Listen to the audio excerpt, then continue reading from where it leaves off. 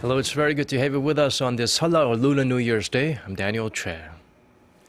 South Korea's National Assembly has unanimously adopted a resolution condemning North Korea's latest launch of a long-range missile. This came during an emergency meeting on Monday held by the Parliamentary Foreign Affairs Committee. The resolution strongly denounces Pyongyang for threatening the peace and security of the international community and violating United Nations Security Council resolutions. It adds that the missile launch will only further isolate the North and that the communist state will have to pay a steep price for its provocations. The parliamentary resolution also calls on the South Korean government to strengthen security levels to deal with future threats from the reclusive regime, along with more efforts to revive stalled inter-Korean talks. The international community has been quick to respond to North Korea's rocket launch Sunday, with the UN Security Council agreeing that tougher measures need to be taken. South Korea's foreign minister will be at the UN headquarters this week to ask for more cooperation in responding to the North's provocations. Kwon So-wa tells us more. Seoul's Foreign Minister Yoon Byung-se will be in New York Tuesday through Wednesday to call for powerful measures in response to North Korea's recent threats. During the trip, Minister Yoon will also meet with UN Secretary General Ban Ki-moon to ask for cooperation regarding quick adoption of a UN Security Council resolution. At an emergency meeting Sunday, the UN Security Council's 15 members unanimously agreed that North Korea's rocket launch was a clear violation of UN resolutions. The members of the Security Council strongly condemn this launch. Pyongyang claims it launched what it called a peaceful Earth observation satellite. But nobody is fooled. The international community is mostly in agreement over Pyongyang's use of ballistic missile technology, which is prohibited by existing Security Council resolutions. South Korean ambassador to the UN, Oh Jun, called the North's act, quote, totally outrageous and unacceptable. The efforts to achieve denuclearization through dialogue so far have only resulted in allowing North Korea to buy time to advance its nuclear capabilities. Even China and Russia, two of the 5 veto-wielding members of the Council that traditionally are more sympathetic to the regime, expressed frustration with Pyongyang's latest transgression. The question is, will the consensus reached at Sunday's emergency meeting be enough to swiftly draft a round of new sanctions, as the call comes just a month after Pyongyang's 4th nuclear test, which is also waiting for a new resolution. That's been a very difficult task so far due to the inability of the US and China to narrow the gap on differences regarding the severity of sanctions to levy on Pyongyang. Kwon So-wa, Arirang News. Staying on the topic of North Korea, Seoul and Washington are getting ready to start talks on deploying a THAAD missile defense system on the Korean peninsula after the North's latest provocation. Beijing, meanwhile, has summoned South Korean Ambassador Kim Jang-soo. Chinese Vice Foreign Minister Liu Zhenmin made the call on Sunday to protest the talks between South Korea and the U.S. It's the first time the Chinese government has summoned the South Korean ambassador. THAAD, the terminal high-altitude area defense system made by the U.S., targets short, medium, and intermediate ballistic missiles in flight. A North Korean patrol boat trespassed across the western maritime border separating the two Koreas just a day after Pyongyang launched a long-range rocket. The South Korean Navy fired off several warning shots before the boat returned to the north. For details, let's turn to our Kim Hyun-bin. South Korea's defense ministry said on Monday that a North Korean patrol boat ignored several warning messages from the Navy before violating the northern limit line. Soon after, 5 warning shots were fired, and the patrol boat retreated across the border. The vessel spent around 20 minutes on South Korean territory. At 6:55 a.m., one North Korean patrol boat crossed the NLL and ignored our warning broadcast. We shot off warning shots and then it retreated. The ministry added that the nation's military remains on high alert after Pyongyang's long-range missile launch, or what the North calls an Earth observation satellite. South Korea's chairman of the Joint Chiefs of Staff, Lee Sun-jin, on Sunday said there is a high possibility Pyongyang could conduct an unexpected tactical provocation and ordered the military to maintain combat readiness. The North's patrol boats have often trespassed into South Korean waters on the NLL, as the communist regime refuses to recognize the NLL and demand the line be moved further south. The NLL was drawn unilaterally by the UN command when the 3-year Korean War entered a ceasefire in 1953. The two Koreas have engaged in past conflicts near the maritime border in 1999, 2002, and 2009. Kim Hyun-bin, Arirang News. More North Korean leaflets advertising its recent nuclear tests have been found over the weekend in the south. Cheongju Chungwon police reported on Monday that some 30 flyers were retrieved near Cheongju International Airport and passed over to the military. There were also reports of flyers found in residential areas on Sunday morning. Early last week, police retrieved some 30,000 leaflets on the rooftop of a building in Suwon. The contents criticized President Park Geun-hye and glorified the regime's fourth nuclear test. The communist state released the leaflets by balloon in an apparent response to Seoul's resumption of anti-Pyongyang broadcasts along the border. And now let's check out the traffic situation on this Seollal Lunar New Year's Day. According to the Korea Expressway Corporation, as of 10 p.m. for those headed to Daejeon from Seoul, it's a brisk 1.5-hour drive, 2 hours and 30 minutes rather, if you're headed back to the capital. To Daegu, it'll take some 3.5 hours, 4 hours for the return trip to Seoul. Brace yourself for a road trip that'll last close to 4.5 hours to and from Busan. And if you're driving to Gwangju, you'll be stuck for 3 hours and 10 minutes and 3 hours and 50 minutes heading back. The KEC says by midnight, some 420,000 cars will have left Seoul and nearby areas. By then, Seoul-bound traffic should ease up, but the congestion will continue through tomorrow night in the reverse direction. Seollal is one of the most celebrated holidays in Korea. There's more to it than just colorful hanbok and family gatherings. Park Ji-won shares with us the tradition that's deeply rooted in Korea's ancient history and the minds of the Korean people.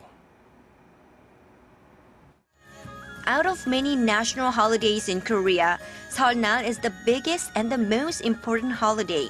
Since ancient Korea, dating back to nearly 2,000 years ago, historic records show that Koreans have kept the tradition of spending the first day of the lunar calendar in a special way.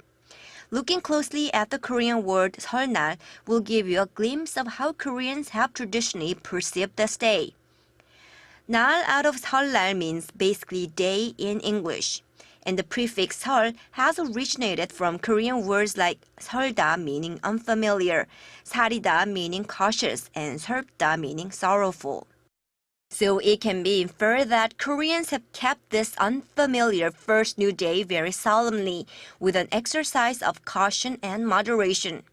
This mindset of cherishing the moment of first day of the new year is deeply reflected in traditional routines.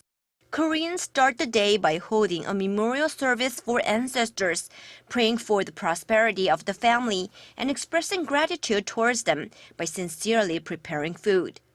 And they make a deep bow to their elders, or sebae, paying respects to them and also seeking their blessings for the new beginning.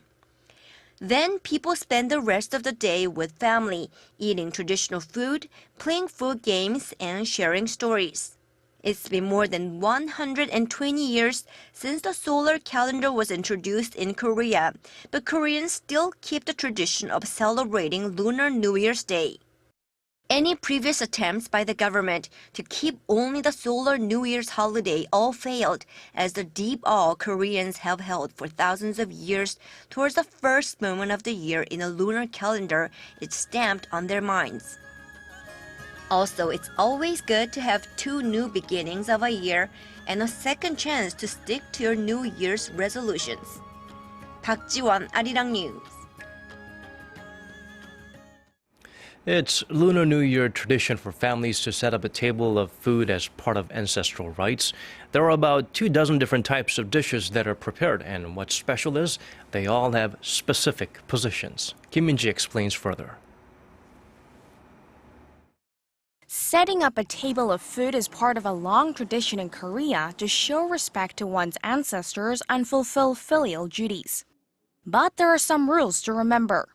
All food served on the ritual table should be in odd numbers, as it's considered good manners and lucky, and the dishes are placed in 5 rows, the finest closest to the ancestral tablet. The first row is where the rice and soup go. The second is where the main dishes sit, fish to the east side and meat to the west side. On the next row, fish and meat stews. Dried fish, vegetables, and Korean-style glass noodles are placed on the fourth row. And finally, on the fifth row are the desserts, with bright-colored fruits on the east and lighter ones on the west. But how much does it cost to prepare? This year, it will cost an average of roughly $200 to prepare for the ancestral table for a 4-person household. That's up about 3% from last year. This is based on a price check of over 20 food products from 90 distribution outlets. The traditional market was the cheapest, but if you buy groceries at the department store, you can expect to pay nearly twice as much. I think I will spend around $250 this year. I come to the traditional market because it's cheaper and all the produce is very fresh. But some people were shocked at the prices. Vegetables are so expensive this year compared to last year. There's hardly anything you can buy, even with $100 or $200. While it may be a burden to prepare and the prices can get a little hefty, at the end of the day, it's about the effort that goes into preparing the table and the happiness shared while eating with your loved ones. Kim Min-ji, Arirang News. Korea's Incheon International Airport is one of the busiest places here during the Lunar New Year holiday. This year it's ready for the heavy holiday traffic with an expanded workforce and equipment upgrades to keep people and luggage moving in the right direction. Kim Ji-yeon fills us in. More than 1 million people are expected to use Incheon International Airport to fly in or out of Korea during the 5-day-long Lunar New Year holiday. This means the airport will accommodate around 170,000 people per day, and that number is expected to shoot up to 183,000 on Wednesday, the last day of the holiday. That would be the largest number of people flying in or out of the airport in a single day. Most passengers say they're using the holiday to spend some quality time with family. I look forward to seeing my family. I haven't seen them in 6 months due to my student exchange program in Britain. I'm flying to Shanghai, China to spend my Lunar New Year's holiday this year with my 2 sisters. To handle the large number of passengers, the Incheon International Airport Corporation says it'll double its workforce to cope with the extra traffic and ensure that passengers can collect their luggage on time. During the busiest day on Wednesday, the airport is expected to handle roughly 176,000 bags. The Airport Corporation also says it has replaced CCTV cameras to boost monitoring and prevent theft. It's also upgraded the motor control device that supports the airport's luggage conveyor belts to make sure everything moves along smoothly. Kim Ji-yeon, Arirang News. Congratulations to the Denver Broncos for winning Super Bowl 50 on Sunday. It marks the second title for quarterback Peyton Manning as well. But the athletes weren't the only ones duking it out. It's also a battlefield for global corporations trying to grab the attention of hundreds of millions of viewers. According to our Hwang Ji-hye, Korean companies teamed up with Hollywood stars to get in the mix and make some noise.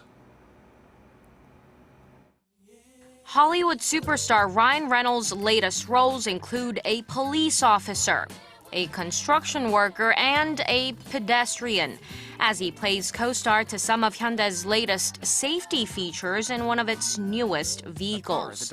Including this commercial, Korea's biggest automaker Hyundai Motors had 4 advertisements aired during Super Bowl 50.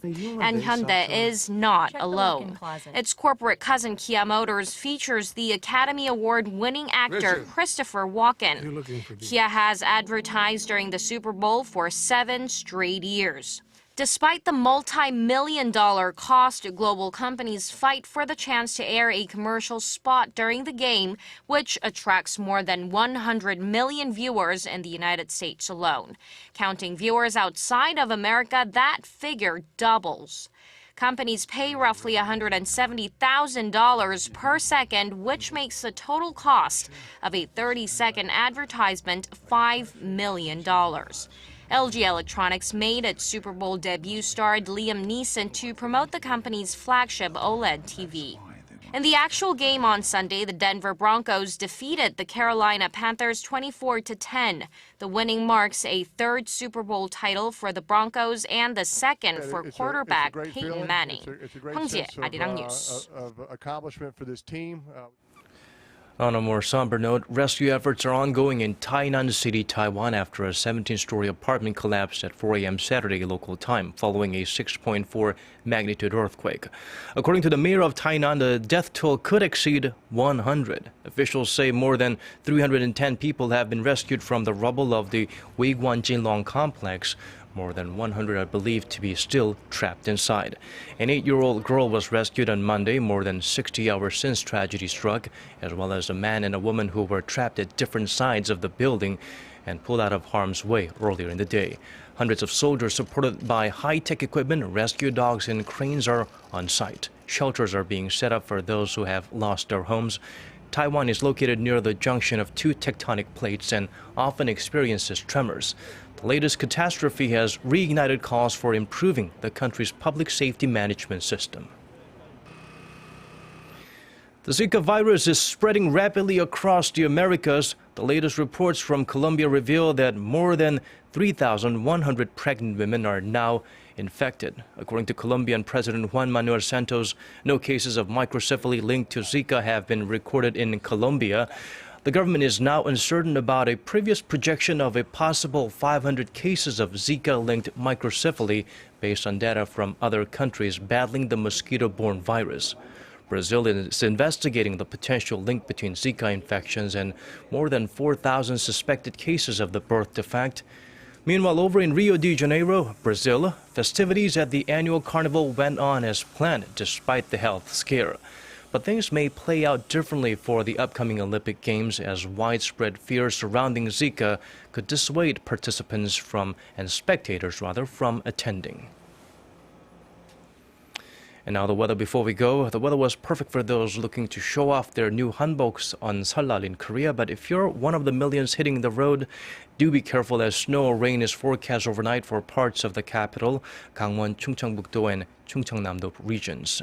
Temperature-wise, Seoul will drop to a low of -1, Daejeon -5, and Gwangju 0 before climbing back up to the mid-single digits on Tuesday. And now let's check out the weather conditions outside of Korea, around the world.